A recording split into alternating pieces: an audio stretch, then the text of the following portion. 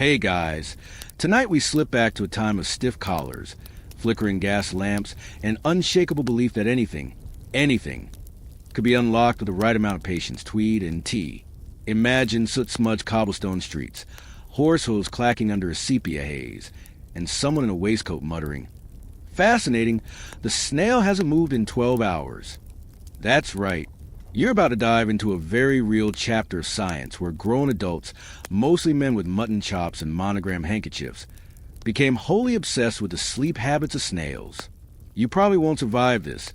If by this, you mean getting to the Victorian era without being diagnosed with something ridiculous like brain fatigue or being bled for your troubles. But don't worry, we're just visiting. So, before you get comfortable, take a moment to like the video and subscribe. But only if you genuinely enjoy what I do here.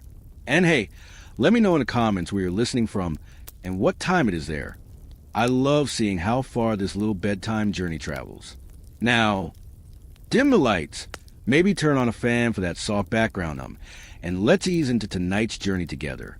You trudge up the stone steps of an early Victorian university, cold, creaky, and definitely haunted by the scent of damp wool and pipe smoke.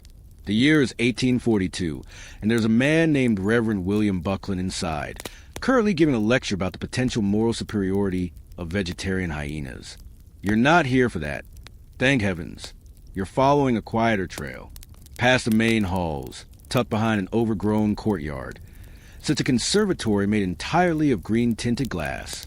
It smells of soil, chalk dust, and something faintly slimy. Welcome to the Snail Room. Okay, not its official title, but it's how undergraduates whisper about it, usually with eye rolls and exaggerated yawns. Inside, two gentlemen in waistcoats are peering intently into what looks like a soup tureen filled with moss. They are very concerned about whether a particular snail, Helix aspersa, if you're feeling fancy, has shifted since yesterday. This is not a joke. Victorian science, bless it, was both brilliant and bonkers. As the Industrial Revolution chugged along and steam trains screamed to the countryside, some naturalists said, "Let's pause on all this roaring progress and watch snails nap." Why? Because in a world of rapid change, the mystery of what living things do when they're not doing anything seemed bizarrely urgent. And snails were the perfect test subject. Not just because they were everywhere, from posh estate gardens to grimy city walls, but because they were strange. They could shut down for days, weeks even, sealing themselves inside their shells with a little curtain of dried slime called an epiphragm. Try dropping that into casual conversation. Here's your first mainstream historical fact. The Victorian era saw a surge in natural history clubs and amateur science societies. People weren't just learning, they were obsessing. Shell collections were displayed like fine art. Tiny aquariums, then called vivaria, became drawing room centerpieces. Even Queen Victoria reportedly kept a personal menagerie of curious creatures, though no one's sure if snails made the cut. Snails' sleep or apparent sleep offered a puzzle. Unlike dogs or people, they didn't close eyes, they don't have proper eyelids. They didn't snore tragically. They just stopped, maybe clung to a leaf, maybe burrowed, sometimes for a few hours, sometimes for days. Was this true sleep? Torpor? Hibernation? Was there a difference? Historians still argue whether the earliest Victorian snail studies were meant to solve scientific questions, or simply to lend an air of dignity to prolonged daydreaming in greenhouses. Either way, it started small. Gardeners began keeping little journals of when their snails seemed active. Clergymen with too much leisure time took notes in the margins of their sermons. And then, slowly, it became a thing. Some of the earliest formal observations came from Dr. Josiah Trelawney, a physician naturalist with a luxurious mustache and a reputation for wandering into hedgerows mid-conversation. His 1846 paper on the curious inactivity of the garden snail was both praised and mocked at the Royal Society. One reviewer noted, "Rarely has so much ink been spilled upon so motionless a creature." Still, Trelawney had a point. He meticulously documented his pet snail, Margaret, for 104 days straight. She slept, or rather, remained immobile for up to 21 hours at a time, only waking to inch a few centimeters toward a lettuce leaf. Trelawney insisted she dreamt, citing the twitching of her eye stalks. Not a verified sign of dreaming then or now. Was it anthropomorphism? Probably, but also kind of adorable. A quirky fringe tidbit for you. Some Victorian thinkers believed that snails could choose when to sleep based on mood, not necessity. One 1850s pamphlet declared that snails retire from the world when overwhelmed by society. Honestly, same. The Victorians also loved a good taxonomy, classifying not just species, but behaviors. Snail sleep got divided into 3 categories: repose, short rests, slumber, overnight inactivity, and abeyance, that days-long mystery mode. There was even an attempt to measure snail yawns, which mostly resulted in confusion and ink-stained embarrassment. You tiptoe further into the conservatory, past fern fronds and spider webs. Someone is gently tapping a snail shell with a silver teaspoon, whispering, "Are you awake?" It's not working. Outside these glass-walled snail temples, the wider world buzzed with scientific upheaval. Charles Darwin was preparing to shake up everything with On the Origin of Species. But even he had a soft spot for slow things. In fact, Darwin wrote at length about invertebrates, noting their behaviors with surprising tenderness. Though he didn't focus on sleep specifically, his willingness to observe lowly creatures helped legitimize the work of those snail-obsessed Victorians. And what did the general public think? That depended. Some found it charming. Another quaint hobby, like collecting pressed flowers or arguing about phrenology. Others saw it as a waste of time and ink. Satirical magazines like Punch had a field day, printing cartoons of top-hatted men asleep beside sleeping snails, both surrounded by unread journals. Still, there was something hypnotic about the whole thing. Watching something that slow made people slower, calmer. Snail sleep became a metaphor for patience, for resisting the rush of modernity. One columnist wrote, "As the city screams louder, I look to the snail, who asks nothing of clocks." Of course, not everyone was so poetic. Some simply wanted to find out if you could kill a snail with boredom.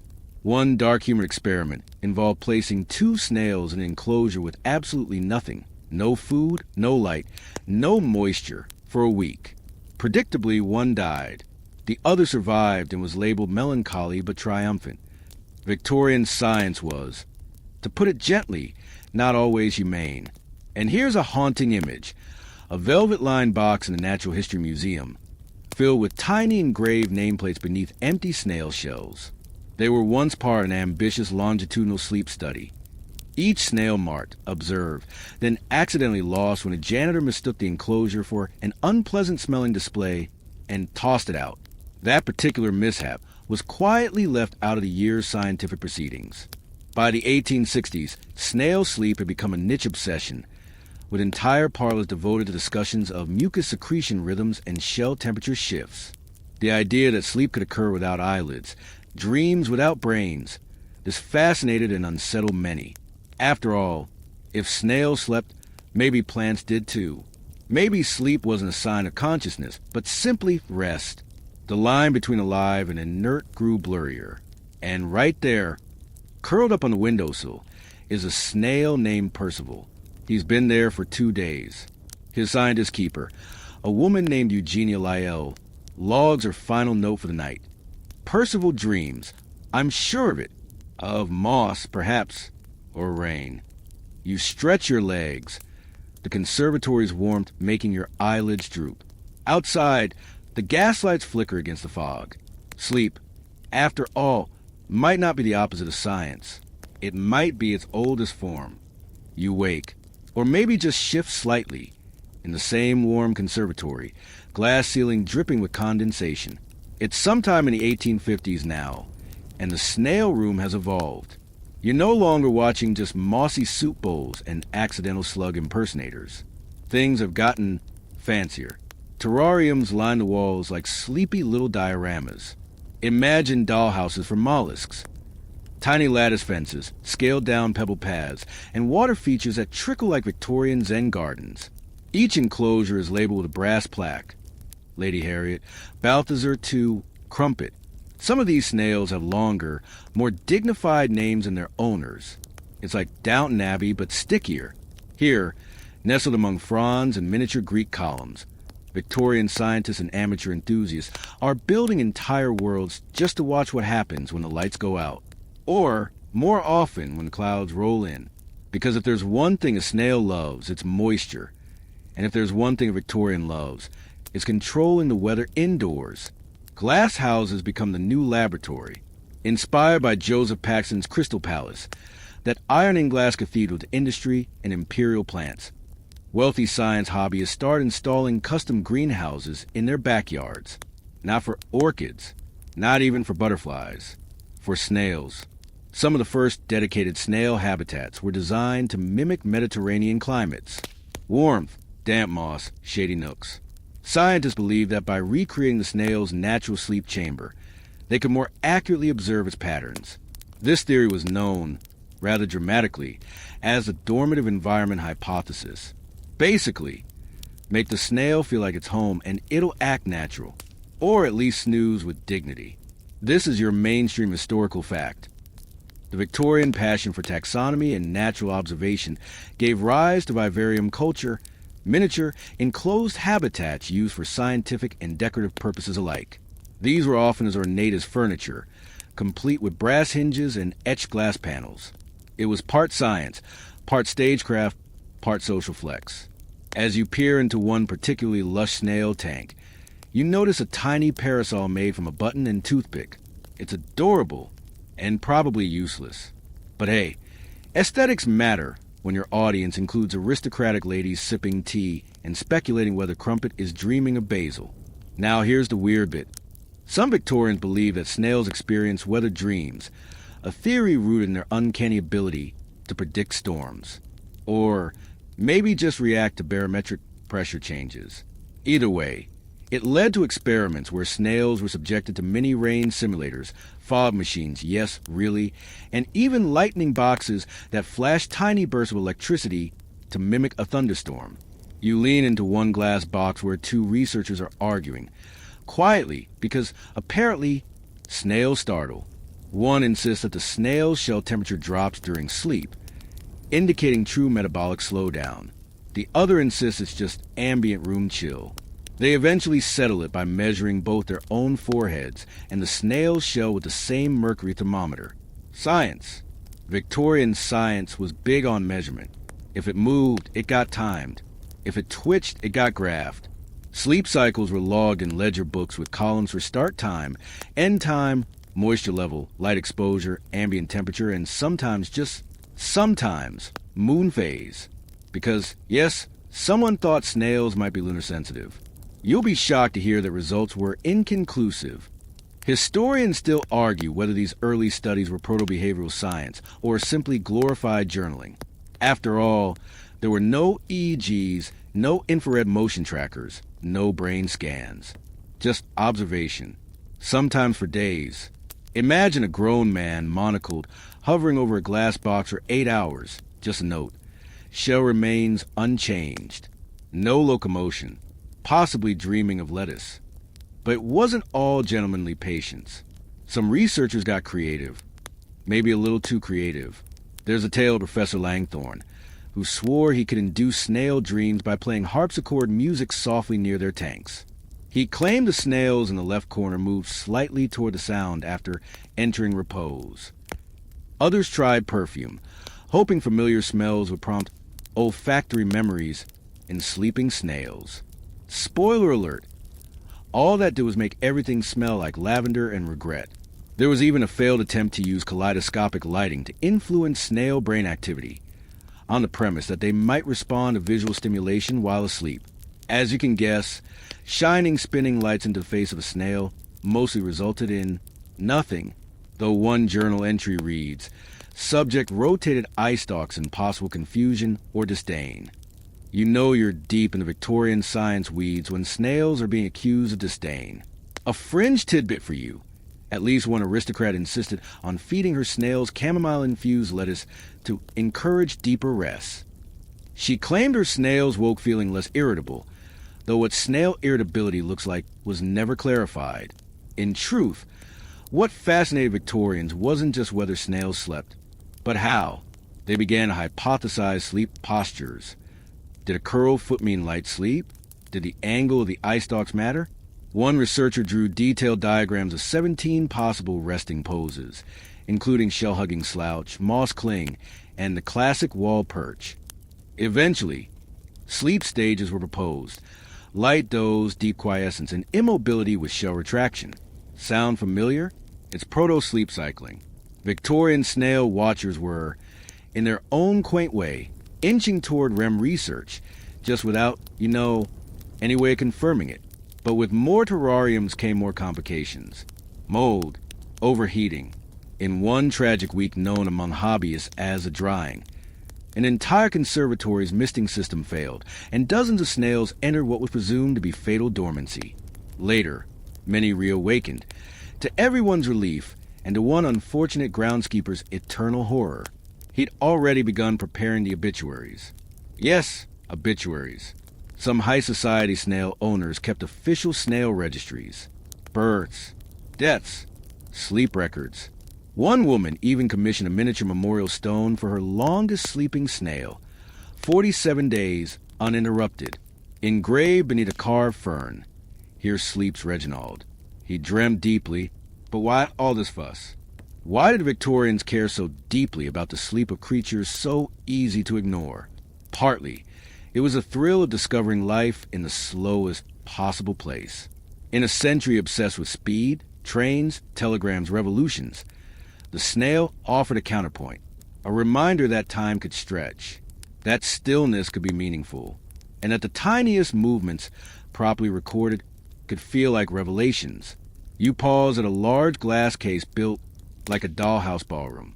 Inside, two snails slowly circle a puddle under the soft glow of an oil lamp. A sign reads, Experiment 24, Social Repose Dynamics.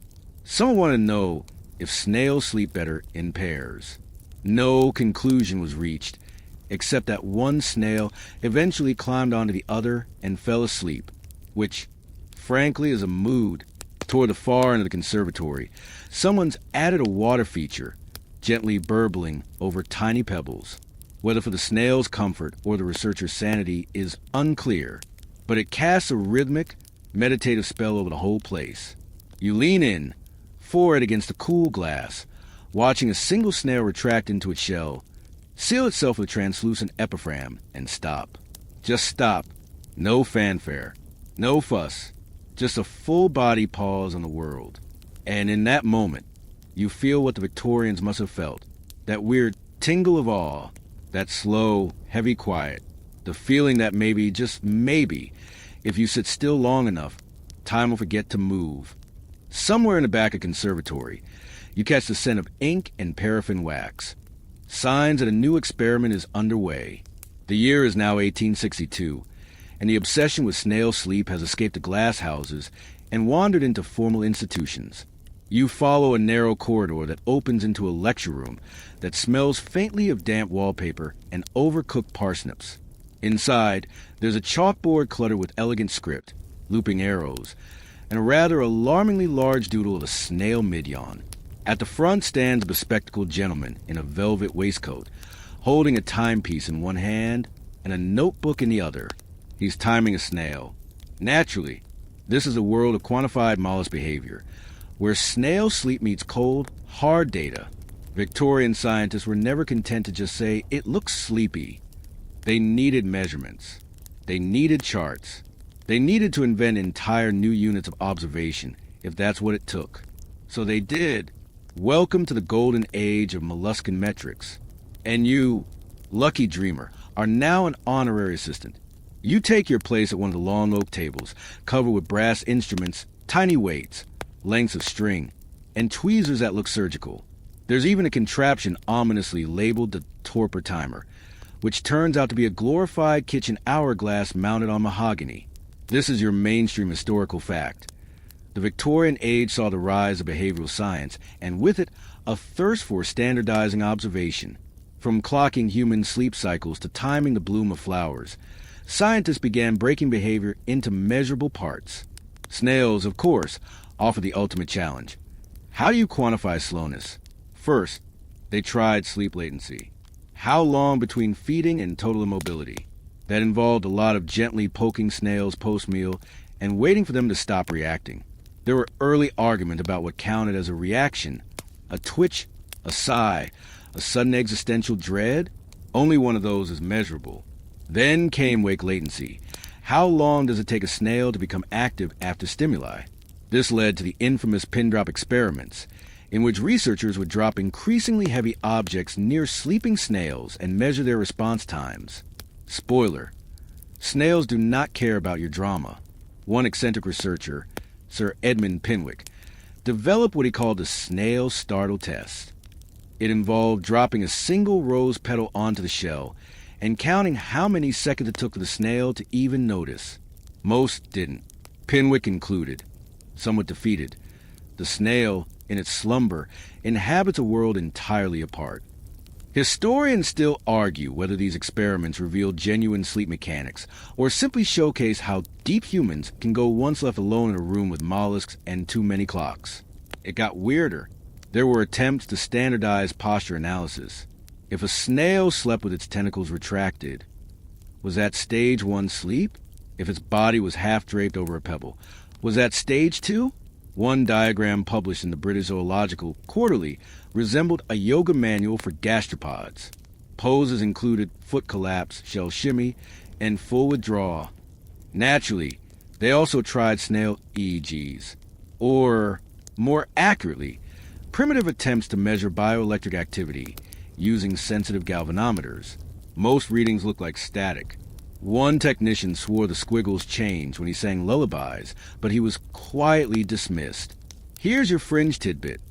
One particularly experimental team in Bath claimed they had discovered snail dreams. They rigged a bell system that rang gently each time a snail's foot twitched during sleep. After 30 nights of this twitch tracking, they concluded that snails had dream cycles every 30 minutes. They named them SREM, Snail Rapid Eye Movement, despite the small problem of snails lacking proper eyes. But hey, naming things is half the fun of science. In fact, naming conventions exploded during this period. Snail sleep behaviors were given Latin descriptors. Sleep states were dubbed quiescentia, somnobacium, and, my personal favorite, hypnomolluscia. That last one sounds like a disease you get from licking the wrong toadstool. Victorian universities competed over who had the most comprehensive snail logs. The Cambridge Snail Index boasted over 300 data entries, complete with foot sketches and mood annotations. Oxford responded with a rival log, the Helix Somnographica, in which students had to swear oaths of observation integrity before logging a single entry. The rivalry got petty. At one point, Cambridge accused Oxford of stimulating snails with peppermint to shorten wake times, artificially hastening the mollusk from its natural reverie, as one scandalized letter put it. Oxford fired back, accusing Cambridge of tampering with shell humidity to induce longer sleep phases. These weren't just notes on paper. They were duels of dignity. Even the Royal Society got involved, forming a snail behavior committee that met quarterly to review papers and sip oversteeped tea. Their verdicts were often long-winded and contradictory. One particularly juicy debate involved whether a snail could be considered asleep if it was upright but motionless. One camp called it vertical repose. The other said it was just bad posture. And then, just when things couldn't get any more Victorian, came the poetry. That's right, sleep-obsessed scientists began writing odes to snails. Titles included To a Sleeping Gastropod and Epigram of My Heart. Some were printed in respectable journals. Others were quietly circulated among research assistants during particularly boring lectures. One infamous stanza goes, O slowest soul in coiled shell, who dreams of rain where moss does dwell, I envy you your silent peace, your slumbers wait, your slimy fleece. No, really. That was published in the monthly Naturalist and read aloud at a dinner party where at least 3 people wept. You reach for a logbook and flip through the pages, rows of delicate script, each entry noting the exact minute a snail ceased movement, the texture of its perch, and one line for general demeanor. Many entries simply say placid. And through all this, through the obsessive measuring, the academic turf wars, the dramatic Latin naming, one thing kept returning. Awe. Because for all the poking and probing, The snail remained defiantly mysterious. It didn't sleep like humans. It didn't follow the same circadian rhythm. Some slept for a day, others for weeks.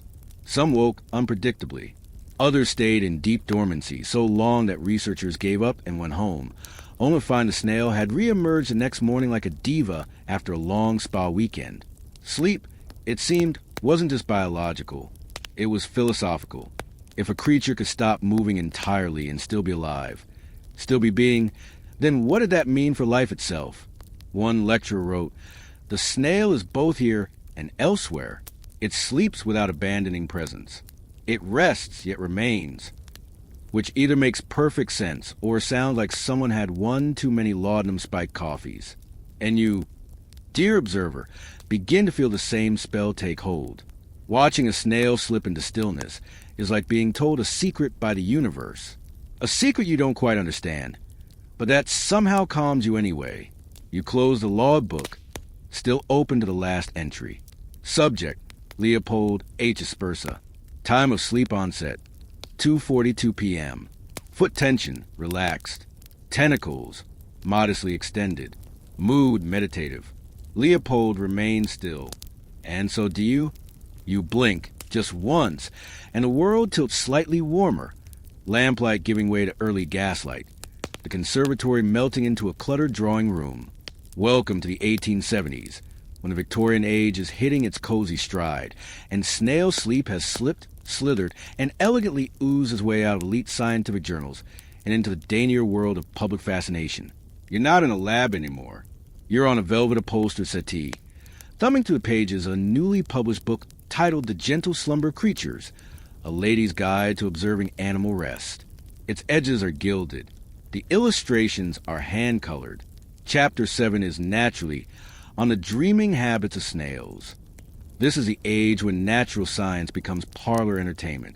Wealthy women host observation evenings in their homes. Instead of charades or shadow puppets, they set out little terrariums on lace doilies and invite guests to peer inside while sipping lemon cordial. Snail watching has officially gone mainstream. Here's your mainstream historical fact. As Victorian society became increasingly fascinated with naturalism, women in particular found a rare intellectual outlet through home-based science.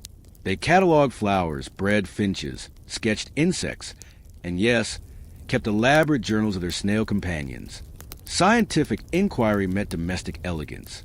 Think bonsai meets datasheet. Your hostess this evening is Lady Temperance Chudley. She wears ivory gloves and keeps her favorite snail, Lord Peabody, in a glass-topped box beside the sherry. She insists he sleeps best with music, specifically harp. She's even penned a pamphlet on the harmonious induction of gastropoidal repose. Her living room has a full snail nook, complete with a reading chair, magnifying lens, and a small silver bell to summon the maid to Mr. Moss. The bell's clapper is, naturally, a shell fragment, because this is high society science, and aesthetic is everything. You lean over to peek into one of the enclosures and spot a sleeping snail suspended upside down from the glass ceiling, its body clinging gently to surface, still a sculpture. A velvet bookmark in Lady Chudley's pamphlet notes this as a sign of complete inner peace. You wonder, idly, if humans would sleep better hanging from ceilings too. Then you remember the whole gravity thing. Never mind. The women at these gatherings trade snail facts the way others might share gossip or cake recipes. Mine sleeps curled around a thimble. One lady whispers. "Oh, that's nothing," replies another. Mine seals itself with such precision, I mistook it for a porcelain figurine. It's a different kind of science here, equal parts affection and inquiry. And as strange as it sounds, this movement matters. Because while the big universities were still debating whether snails could technically dream, these women were quietly gathering data, dozens of personal journals, some still preserved in dusty archives, detail months, even years, of individual snail behavior, and some of their observations were surprisingly advanced. Lady Agnes Wortley noted that her snail thistle seemed to favor one corner of the terrarium for sleep, always in the shadow of a ceramic toadstool. She hypothesized that snails might associate certain textures or shapes with security. Another woman tracked humidity levels with a hygrometer and noticed her snail entered rest phase more quickly when moisture spiked above 85%. One fringe tidbit from these gatherings: a fashionable belief arose that snails slept more soundly in the presence of crystals. Amethysts were particularly popular. They respond to calming frequencies, one hostess explained. Just like my husband after 2 brandies. Historians still argue whether these salons were sincere attempts at natural science or simply a genteel form of novelty entertainment. The truth is, probably both. But some of the findings were passed upward to universities. One woman's sketch of a rare spiral sleep posture found its way into a Cambridge lecture. Another's observation of synchronized snail slumber, 2 snails entering sleep at the same moment, prompted an entire series of experiments on gastropod empathy. You shuffle past the chattering ladies and settle into an armchair near the fireplace. Above the mantel hangs a framed embroidery of a snail on a leaf stitched with golden thread. The caption reads, "Even in stillness, wonder grows." You'd roll your eyes, but honestly, it's kind of sweet. One woman in the corner is presenting her sleep chart, color-coded with ribbons. It shows the active and inactive periods of her pet snail, Mrs. Nubbins, over a 14-week stretch. Her conclusion? She dreams every Thursday. You have questions, so do the others. But no one wants to ruin the moment. Of course, not everyone took snail watching so daintily. While the salon swirled with gentle harp music and chamomile misting, another world of snail obsession was blooming in the public sphere: the naturalist showmen. These were men who combined science with spectacle, giving public lectures in rented theaters or under candlelit tents at county fairs. One particularly flamboyant character, Dr. Clarence Mooney, billed himself as a somnomancer. He'd roll into town with a dozen glass tanks and a booming voice, promising to reveal the sleep secrets of nature's slowest creature. And reveal he did. His show climaxed with a sleeping snail suspended by thread over a ticking pocket watch, while Mooney whispered lullabies and claimed to enter its dreamscape. The audience loved it, whether it was science. Well, questionable. Still, he brought snail sleep to the masses. Children left clutching sketchbook pamphlets. Farmers went home talking about mucus rhythms. Even old men at the pub debated whether a sleeping snail could feel time pass. Here's the twist. Some of the best observations came from unexpected places. Amateur tinkerers, retired sailors, a baker in Dover who noticed his garden snails slept longer after thunderstorms, a schoolteacher in Yorkshire who built a logbook titled Sleeps of the Slimy Folk, complete with tiny ink portraits. They weren't trained scientists, but they were patient, observant, and deeply curious. One such man, Hugo Larrabee, a postmaster, created a whole system of snail sleep alerts. He mounted tiny bells above his snails and recorded the moment each woke and moved. Over time, he began to suspect they were reacting not to light or moisture, but sound. He believed snails might enter and exit sleep in response to vibrations. His notes would later inspire an entire chapter in a 1904 mollusk behavior text. So, in drawing rooms and dusty cottages alike, snail sleep was quietly becoming popular. It slipped into magazines, children's books, even short fiction. One story, The Sleeping Snail of St. Ives, features a snail who solved mysteries while unconscious. Through sheer dream intuition, of course. You walk back through Lady Chudley's home, past the doilies and tea trays, past the snail-themed cross-stitching and delicately misted moss gardens. You hear laughter in one room, the soft clink of porcelain in another, and the occasional gentle gasp as someone notices a snail slowly unfurling from its shell. It's social, yes, but also reverent. Everyone here has learned the sacred rhythm of snail time, and as you reach the front door, you pause to look back at the main table. There's Lord Peabody, resting under a dainty glass dome. A woman beside him quietly whispers. He always sleeps during waltzes. No one laughs. No one corrects her. Because in this strange, soft moment, maybe she's right. You're back on your feet again, though moving at a positively gastropodon pace, as the soft glow of parlor lamps fades into something darker, more clinical. The velvet and lace of upper-class snail salons melt away, replaced by linoleum floors and frosted glass doors with official-looking lettering. The year is 1887. You step through one such door, which reads in neat gold paint, Imperial Institute of Comparative Somnology. Inside, everything smells faintly of iodine and ambition. Long corridors hum with the quiet shuffle of paper, the clack of boots, and the barely perceptible sigh of men who haven't blinked in hours. These are the sleep men, the biologists, physiologists, and very determined taxonomists who have made it their mission to classify every sleep state known to living beings. And yes, they're still arguing about snails. In fact, they're arguing louder than ever. You ease past a row of desks covered with pinned moths, frog skeletons, and jars of some surprisingly judgmental-looking fish. One scientist is elbow-deep in a case of sleeping bats. Another scribbles notes beside a slumbering tortoise, muttering something about shell acoustics.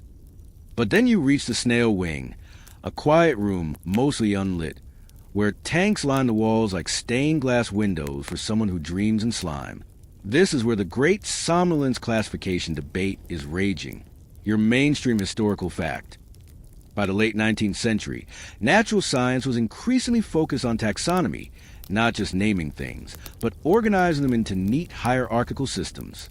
Plants, animals, bodily functions, and, inevitably, states of sleep. But the more they tried to categorize, the slipperier snail sleep became. At the heart of the controversy was a deceptively simple question.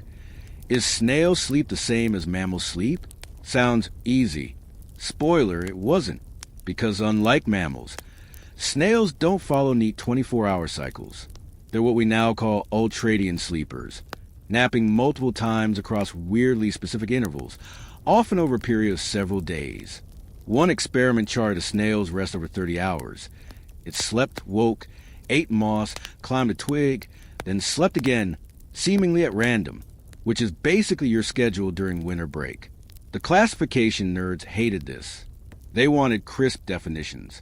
They wanted bullet points. Instead, they got Leopold, that unbothered garden snail from Section 3, napping diagonally across a twig like he hadn't read the memo. One group proposed that snail sleep be renamed periodic torpor. Another said dormant drift was more accurate. A particularly ambitious gentleman tried phase-linked metabolic depression, which sounds less like sleep and more like something you'd catch from a cursed mirror. Historians still argue whether these redefinitions were sincere efforts to clarify or simply a game of scientific one-upmanship.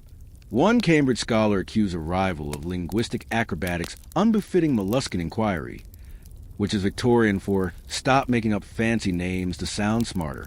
Of course, classification isn't just about sleep types. It's also about causes. Theories were erupting like kettle steam.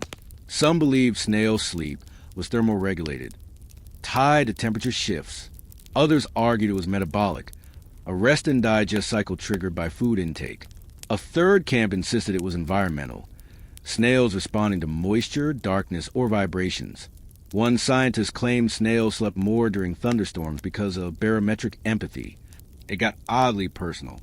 In a now famous paper, Dr. Percival Trist wrote, "The snail in resting experiences not lethargy but intentional pause, a physiological sigh." His critics said he was projecting. Dr. Trist responded by quoting a letter he claimed to have written from the point of view of his favorite snail, Eulalia. She said, allegedly, "Sometimes I sleep simply because I can." Did I mention Victorians were weirdly poetic about slugs? Here's your fringe tidbit. A breakaway society, the Society for Molluscan Ontology, formed in 1891. Their belief? That snail sleep was not merely a biological necessity, but a philosophical act. They met monthly in a converted tea house to read snail testimonies, which were, to be clear, entirely fictional. One woman recited a dream journal. She claimed her snail had written using shell etchings and moist trails. The entry read, "The moss speaks in a voice I do not recognize." One member wept. Back in the Institute, a more grounded team was attempting what they called sympathetic physiology. They tried mapping snail sleep responses alongside other species, ants, worms, frogs, to find universal signs of sleep. They measured breathing, tricky, when your subject doesn't have lungs in the traditional sense, muscle relaxation via poking, obviously, and even mucus viscosity. Yes, they invented a snail slime softness scale, SSSS. You can't make this stuff up. One student assistant, bless his heart, tried to record snail brain activity using early galvanometers. He wrapped thin copper wires around a snail shell, placed a tiny candle nearby for mood, and whispered, "Just rest, little one." He later published a paper with a single conclusion. The creature declined to participate. Still, patterns began to emerge, while not circadian. Snails did exhibit rhythmic rest. Some followed what researchers call 6-day cycles. 3 days of activity, followed by 2 to 3 days of mostly motionless rest. One naturalist charted this over 6 months and concluded that snails are, in fact, on vacation at least 1/3 of the time. And then there were the anomalies. Some snails skip sleep entirely for days, usually in times of stress or overfeeding. Others entered estivation, a long, summer-induced sleep lasting weeks or months. And then, of course, there was a mysterious case of Margot, a snail who appeared asleep for 183 consecutive days before emerging and immediately eating a strawberry. The records say Margot was unfazed.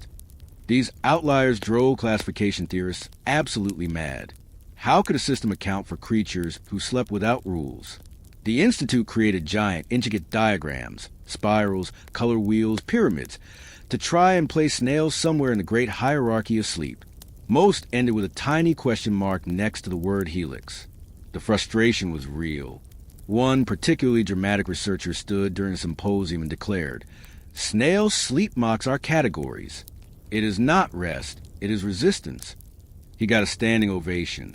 And you, hovering near the back of the hall, realized something. This isn't just about snails. It's about the limits of human understanding, about trying to squeeze organic mystery into tidy boxes. The harder they try to name it, measure it, control it, the more snail sleep slip through their fingers like slime through a sieve. There's a kind of quiet rebellion in that. You pass back through the snail wing and peek into one of the tanks. There's a brown shell cornu aspersum, curled against a pebble, epiphragm sealed, unmoving for the last 12 hours. A note on the glass reads, "Name, Sylvester. Entered quiescence at 3:12 a.m. Refuses to wake. Tea offered. Ignored. You give a little nod. Fair enough. Sylvester. We've all been there. And just when you think the Institute couldn't get any more intense, you find the final room. It's labeled experimental stimuli, moral and environmental factors. Inside, a small team is playing recorded music to snails. Another shines shifting light patterns on the terrarium. One brave soul is reading Hamlet aloud, slowly, while watching for tentacle twitches. Nothing happens. The snail remains still, presumably unfazed by Danish tragedy. But the attempts continue, because to this team, sleep isn't just a biological quirk. It's a portal, a chance to connect. If they could only find the right pattern, the perfect vibration, maybe they could understand why a snail chooses stillness. And maybe, in some weird corner of this buzzing institute, they still believe the snail might answer back. You emerge from the sterile hush of the institute into something messier, busier, noisier, and thick with the aroma of roasted chestnuts and coal smoke. It's the 1890s now, and the world outside is no longer content with quiet drawing rooms or whispering naturalists. You stroll through a cobbled London street alive with chatter, clattering hoofbeats, and the shrill whistle of a newsboy hawking the Evening Standard. Right there, in bold type across the bottom corner of the front page. Do snails dream? The debate that won't die. You're in the golden age of public science, when the boundaries between professional research and public entertainment blur so dramatically, they practically disappear. The Victorian appetite for odd knowledge has reached full fever pitch, and the humble sleeping snail? It's officially a cultural icon. This is the era of lectures held in packed theaters, of punchy science headlines, and of Victorian science clubs hosting live snail observations on red velvet stages. You duck inside one such venue. A converted concert hall with Society for Popular Curiosities is hosting its quarterly presentation titled Gastropotal Dreams.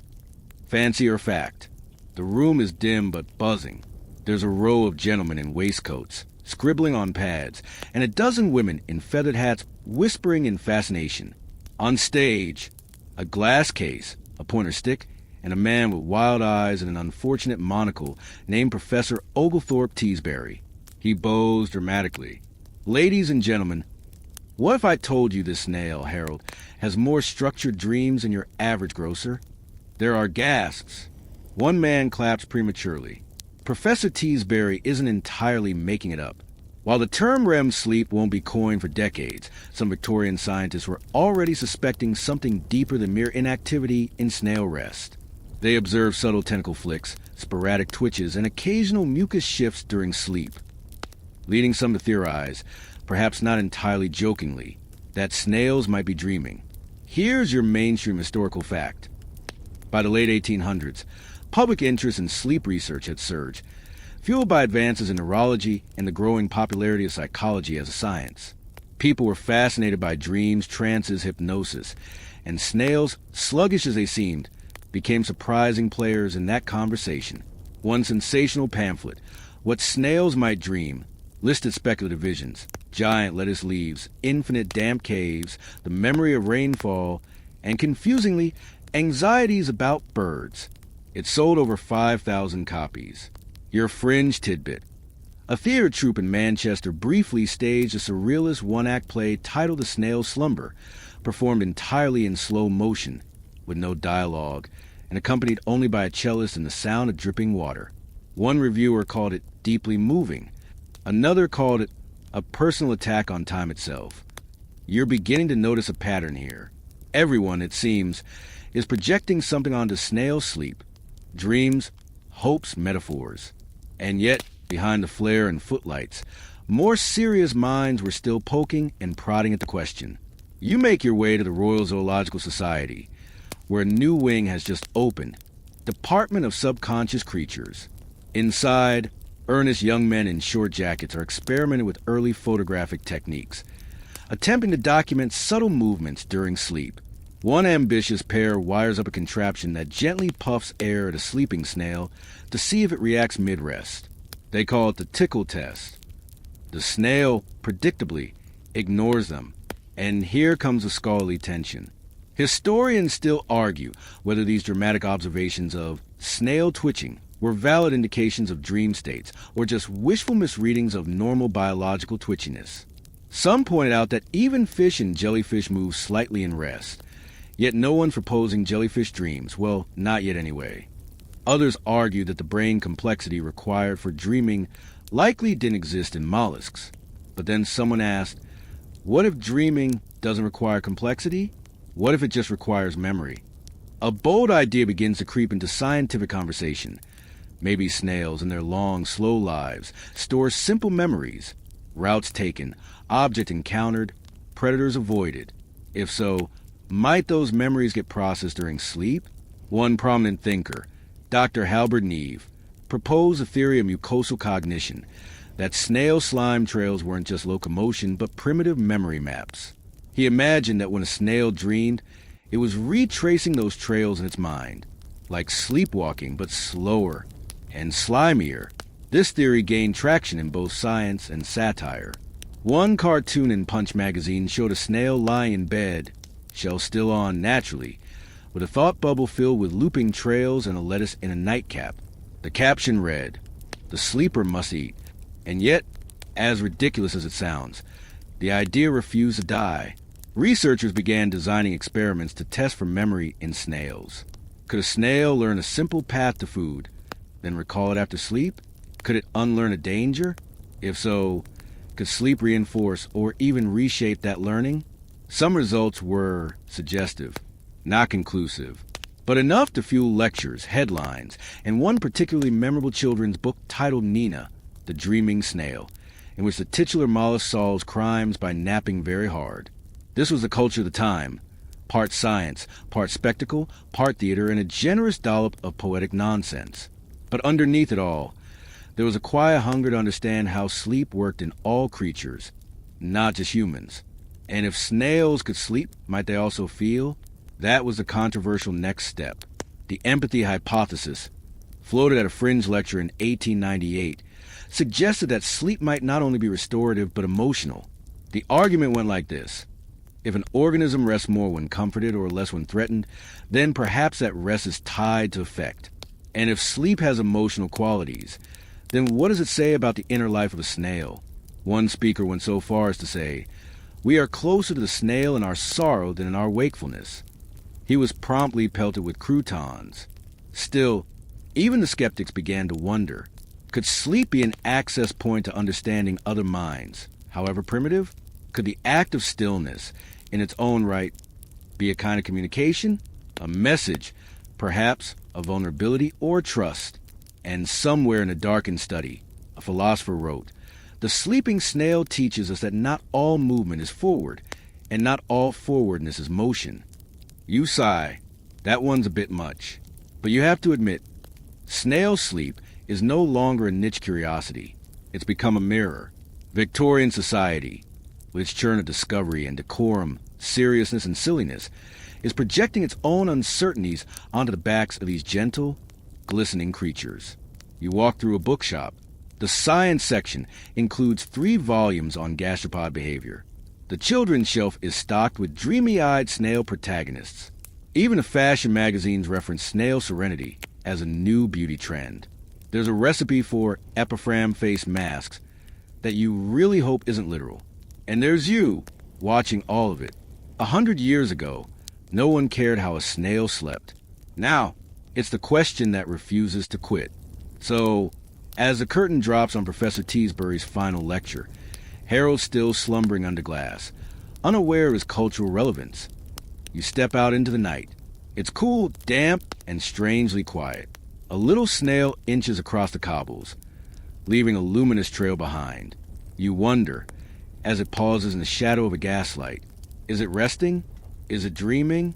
Or is it just being? For now, you let the mystery linger. You wake, still somehow in the dream. A soft drizzle is pattering onto cobblestones, and you're following to the back streets of Cambridge now, where gas lamps flicker in puddles and shadows feel thoughtful rather than ominous. The streets smell like wet parchment, coal smoke, and a peculiar blend of marmalade and mothballs that seems to follow every academic in this town. It's the early 1900s, and things are shifting. The world is getting faster. Industrial engines roar in the distance. Trams ding as they pass, and the once drowsy pace of Victorian intellectualism is being overtaken by something more modern. Scientific methods have sharpened. Labs are buzzing with electric wires and experimental control groups. You can feel the pressure building. There's a new hunger for certainty, for precision, for data that doesn't come with monocles and dramatic guesses. And somehow, in the middle of all this steam and skepticism, snail sleep is still on the table. You're now inside the biological sciences wing of the University of Cambridge, where a new generation of scientists are determined to move past poetic pamphlets and charming theater lectures. No more Victorian melodrama. These folks wear lab coats, not velvet. Still, some things haven't changed. You peer through the glass of a sterile-looking chamber, labeled Gastro-Somnolence Unit 2. Inside, a series of snails crawl across modular mazes built from miniature wooden blocks. Overhead, a metronome ticks slowly. On the wall, a chart tracks sleep intervals using what looks suspiciously like thread and pins. You resist the urge to whisper, "Wake up, little guy," but mostly because a nearby technician would definitely give you side-eye. This is the age of behavioral conditioning. Inspired by Pavlov, Skinner, and the rise of comparative psychology, researchers now want measurable patterns. They're building experiments around light, vibration, food, and temperature to see what triggers rest or wakefulness in snails, and more importantly, whether they can control it. Your mainstream historical fact. In the early 20th century, animal psychology began gaining real traction, shifting focus from descriptive natural history to measurable, repeatable experiments. Labs like these weren't fringe anymore. They were the new frontiers of understanding cognition and behavior across species. But working with snails? That still came with a few challenges. For one, snails move at a speed that makes watching paint dry seem like an Olympic sprint. Several research assistants reportedly abandoned snail projects in favor of more thrilling fauna, including one man who switched to ants and never looked back. They were like snails, but caffeinated, he wrote. Still, the diehard stayed. They mapped the timing and patterns of sleep across various snail species. One group discovered that the garden snail, Cornu aspersum, still fan favorite, entered rest states in clusters, 2 hours on, 1 hour off, repeated in a strange 13-hour cycle. Another found that sea snails had drastically different patterns, often influenced by tidal flow even in lab conditions. One debate emerged with gusto. Do snails actually learn better after sleep? The experimental design was clever. Snails were taught to navigate a Y-shaped maze toward food, sometimes before a rest period, sometimes after. If they chose the correct path more consistently post-sleep, it might suggest consolidation, a kind of rudimentary learning through rest, similar to what was being explored in humans and rats. Results were murky. Historians still argue whether the data showed real learning or just repetitive chance. Some papers pointed out that snails didn't always bother moving at all, while others insisted they showed deliberate preference patterns when rested. One Cambridge scientist described it best in a footnote. The snails appear to forget everything, then remember it at random, a familiar pattern, if one considers the undergraduates. Still, the idea was irresistible. If sleep helped learning in snails, it hinted at a universal biological process. Not just rest, not just habit, but processing. It meant there might be a little spark of internal order inside all that slime and shell. And that spark intrigued people far beyond the lab. Here's your fringe tidbit. In 1913, a wealthy heiress and amateur biologist named Gwendolyn Fairchild opened what she called the Mollusk Memory Salon in Sussex. Her theory was that snail sleep could be optimized through art, fragrance, and positive suggestion. Visitors were invited to place their own snails into serenity chambers, filled with lavender oil and classical music, then observe their sleep cycles under candlelight. Fairchild claimed one of her snails dreamed so vividly that it recoiled from a painted image of a hawk. Critics suggested it might just have been hungry. Still, she kept hosting sessions until the war broke out. Back in Cambridge, the war was changing things, too. During World War I, several scientists involved in sleep studies were reassigned to military research. But a few carried over their work, applying what they'd learned about biological rhythms to human fatigue. One researcher reportedly cited his gastropod sleep studies as evidence that intermittent rest patterns can sustain performance, a revolutionary idea for military watch rotations. No one said it out loud, but snail sleep was starting to influence people, and not just soldiers. Industrial work schedules, hospital rest protocols. Even school start times began inching toward rhythm-based reforms. Behind the scenes, studies on snails and insects were quietly nudging ideas about optimal human functioning. Of course, not everyone appreciated the connection. One prominent critic scoffed. Are we truly modeling the ideal worker after a creature that glides through life on a mucus trail? His letter to the Times ended with, "Let snails dream, let men work." Charming, but others found a kind of peace in the comparison. You now find yourself inside a tiny flat in Bloomsbury, where a poet is reading a line aloud to no one in particular. The shell curves gently into itself, and in that curve, I find sleep.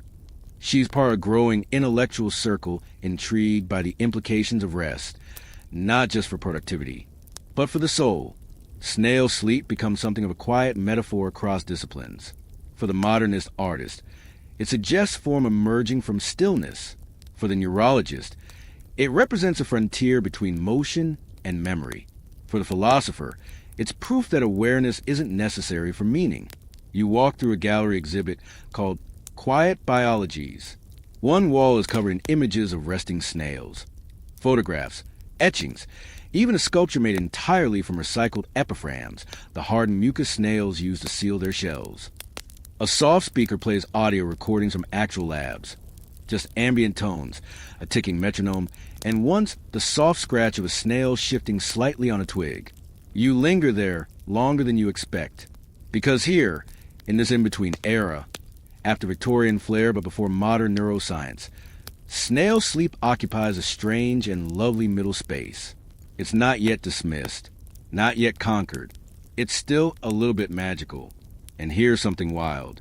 Some of the early 20th century snail sleep studies have resurfaced in modern times. A few of the old behavioral experiments, dusty and half forgotten, have been re-evaluated with today's statistical tools. And a few of them actually hold up. The rhythm patterns, the responses to light, the post-sleep navigation boosts. It turns out the dreamers weren't completely dreaming, which makes you wonder, what else have we dismissed too quickly? As you wander the cool night streets again, you pass a small garden wall. A snail clings to the stone, unmoving, perfectly still in the glow of a nearby street lamp. Is it asleep? Is it just resting? Is it waiting? You don't know, but you give it a tiny nod anyway and continue walking. Now the clock ticks over into the late 20th century, and you barely feel the transition. No thunderclap, no time machine, just a subtle shift. The smell of diesel replacing horse sweat, the rustle of synthetic fabric instead of wool. You glance down and realize you're wearing sneakers. Somewhere overhead, a commercial jet thunders past. But beneath your feet, in the damp earth and garden mulch, the snails are still sleeping, still dreaming, still somehow being studied. You've arrived in the age of computers, microwaves, and laser pointers. And yes, still, snails sleep. Science is sleeker now. Less candlelit velvet, more fluorescent lighting, and rubber gloves. You stroll into a lab that feels like a cross between a hospital room and an IT department. Stainless steel counters. Clipboards with endless grids. Someone just mentioned EEG, and you don't even flinch. Welcome to modern gastropod sleep research. Streamlined, skeptical, and just a little bit obsessed. It turns out the scientific community never quite gave up on snails. Through the 1960s and 70s, amid the chaos of Cold War tension and psychedelic breakthroughs, a few tenacious biologists kept asking those quiet, stubborn questions. When do snails sleep? Why do they sleep? What happens inside them when they do? Your mainstream historical fact. The 1980s saw a global resurgence in sleep studies across species, especially with the development of more sophisticated monitoring tools. Invertebrate sleep became a hot topic, especially as researchers pushed to identify sleep-like states in animals without complex brains. Flies, worms, even hydra. And yes, the snail was right there in the middle. You're watching now as a young researcher, horn-rimmed glasses, cassette player clipped to her belt, carefully documents the micro-movements of a pond snail, Limnea stagnalis. Under a red light, every 10 minutes, she taps the tank with a pencil eraser and notes whether the snail responds. If the tentacles don't retract, she logs it as unresponsive, a positive sleep marker. The method's not fancy, but it's effective, because here's the breakthrough. Snails show behavioral criteria consistent with sleep in higher organisms. Decreased responsiveness to stimuli, postural relaxation, rebound sleep, meaning if you deprive them, they make up for it later. Those aren't just cute quirks. They're signs of a legitimate sleep state. Cue the excitement. In 2000, one team publishes a paper titled something like Behavioral Indicators of Sleep in Terrestrial Pulmonates. Dry title, but you better believe it gets passed around snail labs like candy. The phrase sleep in invertebrates is no longer scientific heresy. It's a frontier. But of course, modern science being what it is, the pendulum swings hard toward objectivity. Gone are the dream theories, the poetry, the Harold the Snail Theater productions.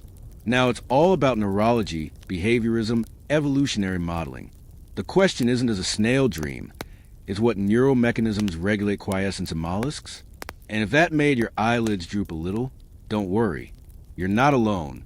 One weary postdoc in a fluorescent-lit lab jokes, I used to love snails.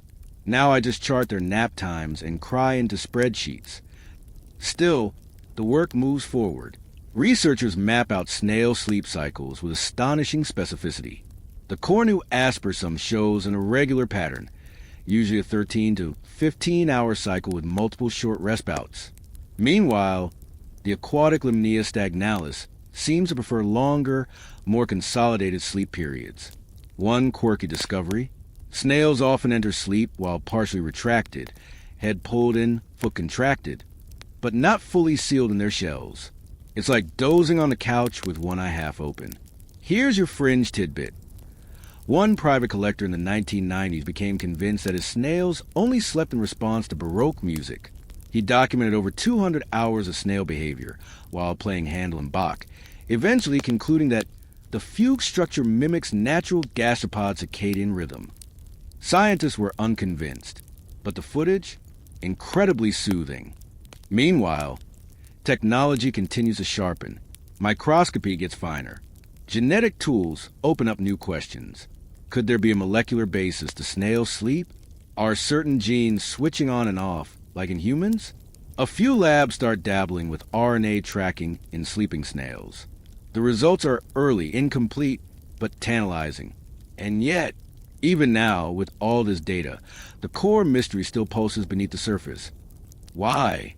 Why do snails, creatures with no true brain in the human sense, need sleep at all? Historians still argue whether molluscan sleep supports metabolic regulation, memory consolidation, or simply protects against overstimulation. Some suggest sleep is just a side effect of lower activity needs. Others believe it's an essential feature of centralized nervous systems, even primitive ones. But the idea that's creeping in softly, like a snail over wet stone, is this: maybe sleep is more ancient, more fundamental than we thought. Not a privilege of higher beings. Not even a requirement of complexity. Just something life does. You're back in the lab again. A new researcher, bright-eyed and oddly excited, explains that some snail neurons show burst firing patterns similar to those seen in early vertebrate sleep studies. Not identical, he says, but the shape is there. He looks at the sleeping snail with something like respect. It's like the blueprint was already drawn, even here. You glance at the snail. It twitches once, barely visible. A tiny shudder of the foot. You wonder if it's dreaming about lettuce. And just like that, the pendulum starts to swing back. Not all the way to Victorian theater, but somewhere in the middle. A modern appreciation for ancient mystery. An awareness that even the most measured data might still point towards something more. Sleep is no longer treated as just absence of wake. It's a state, and states, like dreams, hold stories. Suddenly, across disciplines, the snail is getting a strange second wave of attention. Psychologists ask whether snail rest can model stress recovery. Neuroscientists explore molluscan sleep as a window into primitive cognition. Even AI researchers start referencing snail behavior as an example of ultra-minimalist patterning. You don't need a brain the size of a grapefruit to form a rest cycle, one paper notes. Sometimes a cluster of neurons and a purpose will do. And somewhere, because the universe has a sense of humor, snails enter pop culture again. Your final modern fringe moment? In 2011, a wellness influencer posts a viral video titled, "Snail Your Way to Sleep, the Gastropod Mindset." It's mostly nonsense about patience, slowness, and mucus metaphors, but the merch line? Hugely successful. Weighted blankets shaped like spiral shells. Sleep masks with googly eyes. A whole TikTok trend where people snail nap by curling up in bathtubs and pretending to hibernate. You roll your eyes, but then smile, because it's full circle now. From backyard curiosity to scholarly fascination, poetic metaphor to hard data, the journey of snail sleep has mirrored our own restless pursuit of understanding. You've seen it all: the wide-eyed naturalists, the monocle performers, the spreadsheet addicts, and the dreamers. And you follow the snail all the way here, through puddles, lecture halls, wartime shifts, red-lit labs, and now the strange quiet of scientific maturity. One final image before we slow down. You're standing in a greenhouse, a warm one, misted with humidity, a research conservatory somewhere in Oregon or maybe Japan. Benches are lined with small tanks, soil, moss, and snails in gentle rest. No glass walls, no prodding, just stillness. One snail stirs, then stills again. It is not solving equations. It is not imagining lettuce clouds. It is not worried about productivity or purpose or publishing its findings. It is simply being. And in its small, silent sleep, it reminds you, gently, firmly, that stillness is value, that rest is ancient, That peace can be slow and simple and soft. Just like this moment now. And now, as we drift out of the slow, glistening world, you feel your body softening into mattress, your shoulders heavier than they were an hour ago. The breath moves in and out, quietly, like a tide that knows its rhythm by heart. Snail sleep. Who would have thought it could take us this far? From gas lamp alleyways to fluorescent labs, from rambling lectures to red-lit tanks, we followed the spiral trail across centuries, watching the idea of sleep deepen, sharpen, soften again. A mystery that never quite settles. Just like your thoughts now, curling gently inward. Let your mind picture that little snail one last time, tucked into its shell, breathing slow through a ripple of slime and moss. No questions, no checklists, just being, just resting. Outside your window, the world still moves, but you don't have to. Not right now. You've already moved through so many hours, so many scenes, and now your reward is stillness. Weightless, warm stillness. The kind that needs no permission. Even if your mind wanders, even if your thoughts keep trailing off like vines in the dark, that's okay. Let them soften. You don't have to figure anything out. You don't have to perform. You just have to rest. Like the snail, like every quiet thing that finds shelter in the shadows and closes its eyes without needing a reason. So breathe, slowly, fully. Let your whole body slip into that quiet spiral, warm, protected, and finally, still. I'll be right here, whispering you towards sleep, until the lights behind your eyes fade into soft, colorless hush. Good night, traveler. You made it.